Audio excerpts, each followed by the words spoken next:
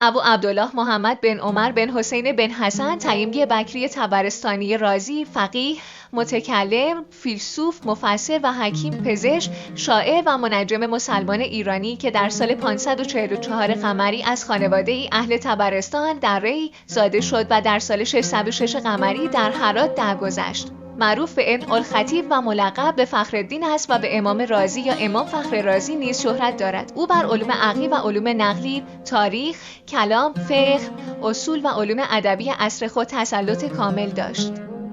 کتاب‌های فخر رازی در دوران حیاتش بسیار مورد استقبال قرار گرفت و به عنوان کتب درسی از آنها استفاده می‌شد. بسیاری از اندیشمندان امام فخر رازی را نخستین کسی می‌دانند که فلسفه و کلام را به هم آمیخته و از این نظر الگوی بسیاری از متکلمان پس از خود شده است. پدر وی ضیاءالدین عمر بن حسین طبرستانی خود از بزرگان علم و عرفان بود که از آمل به ری سفر کرده بودند. وی معاصر و همدرس شیخ اشراق بود که هر دو در مراغه نزد مجدالدین جیری درس می‌خواندند.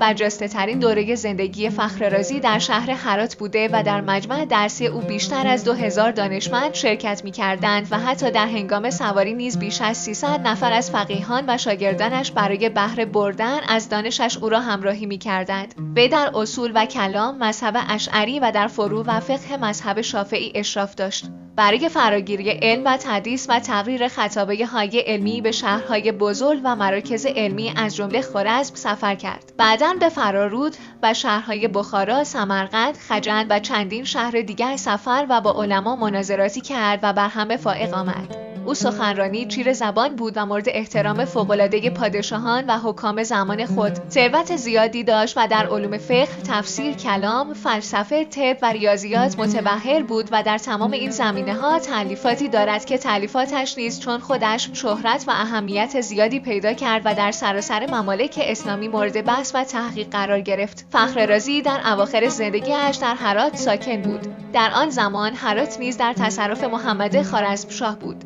در شهرهای سمرقند و بخارا، خجند و بناکت با عالمان و فقیهان سرشناس به مباحثه و مناظره پرداخت. وی با رضی الدین نیشابوری، رکنالدین قزوینی و شرف الدین مسعودی در مجالس عمومی به جدل و مناظره نشست. فخر رازی خطیبی زبان آور بود و مردم خراسان برای شنیدن سخنانش شوق و رغبت بسیار داشتند. وی کتاب علوم الحکمه را در اواخر عمر خود نگاشته است. فخر رازی در بیشتر اصول مسلم فلسفی شک کرده و بر فلاسفه متقدم ایراداتی وارد آورده است و حکیمانی چون خواجه نصیرالدین طوسی، قطب‌الدین رازی، میرداماد و مولا صدرا مدت‌ها سرگرم جواب دادن به شبهات او بوده‌اند. به سبب همین قدرت در تشکیک است که وی را امام المشککی لقب داده‌اند.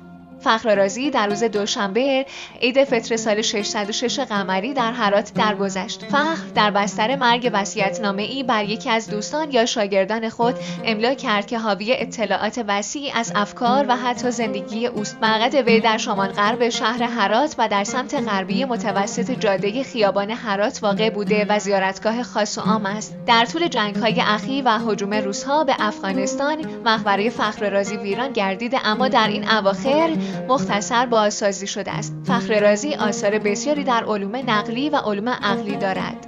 عباس زریاب خویی وی را از جمله حکمای نادر مشرق زمین که در مباحث فلسفی و کلامی سعی در استقلال رأی و آزادی از تقلید داشته است خواند و سید جواد طباطبایی او را از نوادر اندیشمندان ایرانی و فرهیختگان عالم اسلام تصنع خوانده است.